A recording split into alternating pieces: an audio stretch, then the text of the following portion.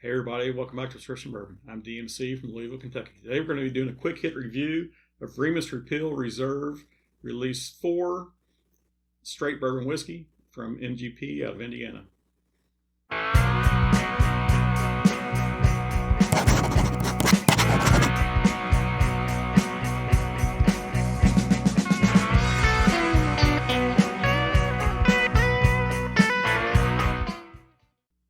All right, so this is the fourth release of Remus Repeal Reserve from MGP out of Lawrenceburg, Indiana. This is basically their flagship annual release. The last three have been released at 100 proof. I think the first version of it might have been a little lower than that, but they've got plenty of stores in their warehouse to choose from. So you would hope that these are their top-notch honey barrel select stuff. So this particular release is a 2020 release, and it is a mix of two 12-year-old bourbons. One with their 77% of it is their 21% rye mash bill, and 23% of it is their 36% rye mash bill. So it's a mix of two of their different rye mash bills. They were both barreled in 2008 and bottled in 2020, and 12-year-old bourbon whiskeys. All right, going in on the nose on this.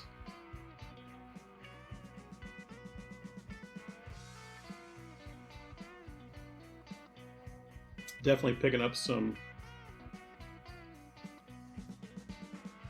oak, some vanilla. Just a hint of ethanol. I know I just poured it. It is only 100 proof. But since this was released, MGP, they've been doing this for this, like I say, this is their fourth year they've released this. They have since purchased Luxco, which is owner of Lux Row Distillery there in Bardstown, Kentucky. Lux Row has quite a few brands. I know MGP has been trying to promote some of their own brands here the last couple of years. So we'll see in the near future what MGP decides to do with what, whether they're going to continue pushing their brands. I know they have already announced the release 5 of this Remus Repeal, which is going to be coming out probably September of this year. But they've also got all the Lux Row brands that they can start marketing and using some of the expertise from that other distillery to help them bottle some of their own spirits. So.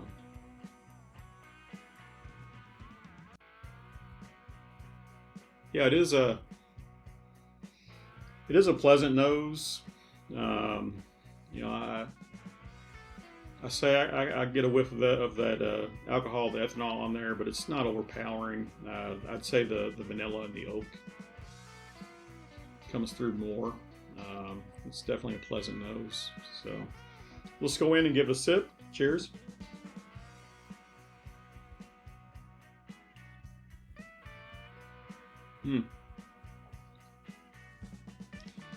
Yeah, I definitely get some spice on that. It's on the top back of my tongue going down, some warmth going down. Not a whole lot of sweetness.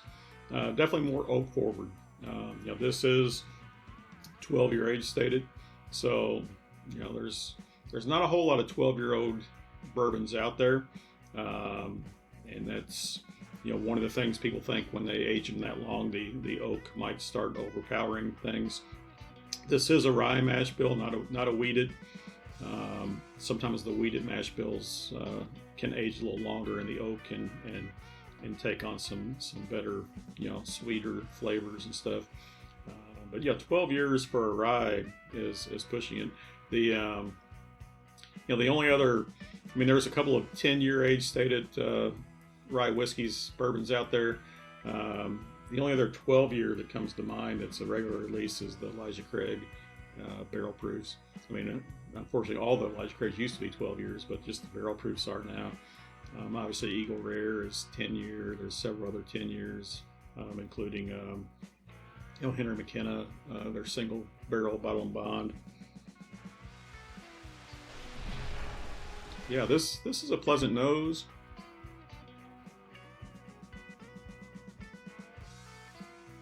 Right there, I got a little sweetness on that sip.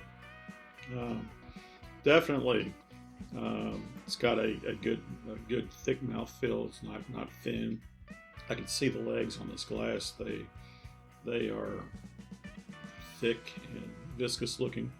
But I don't get a lot of baking spices or anything like that. It's definitely more just the oak is predominant. I'm not gonna say it's not.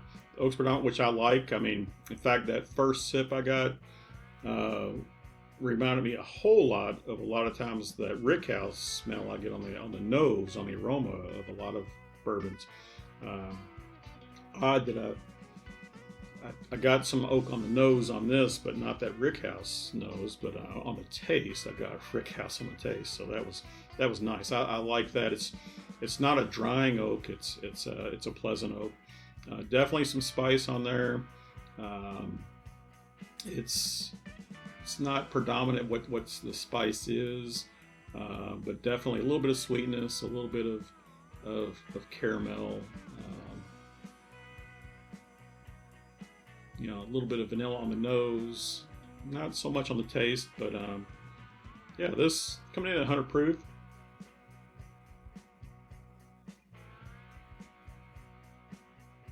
It's a nice, easy sip. It's pleasant.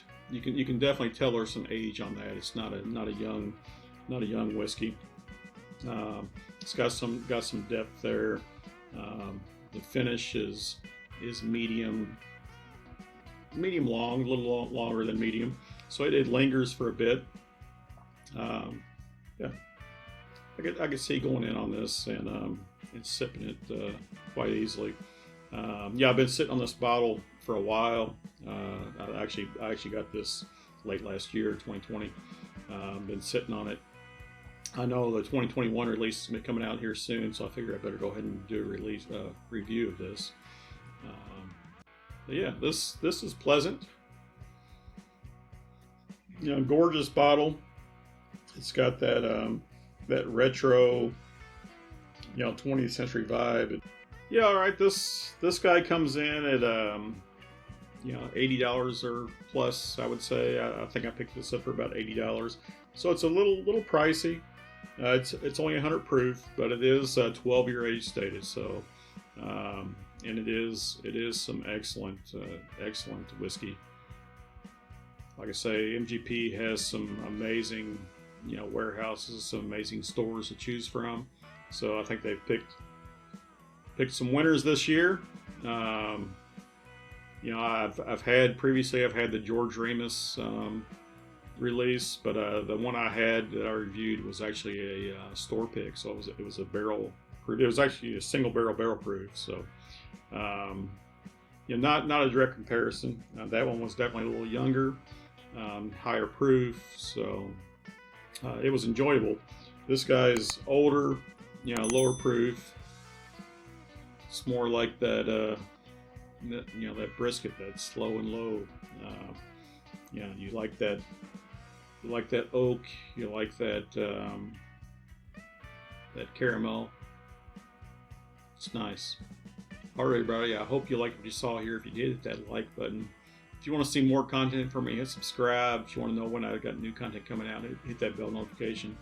Love to hear from you in the comments down below. Let me know if you've had this before. If you haven't, if you can't find it, I still here. I live in Louisville, Kentucky. I still can find release 1, 2, and 4 on the shelves here around town. I've only purchased this release 4. I've passed on the 1. I've passed on the 2. The 3 gets a lot of rave reviews. I have not seen a 3. The 5 is coming out this fall, so maybe I'll get a 5 and I'll compare it to this 4. But yeah, this this is a very nice sipping whiskey, very nice enjoyable sip.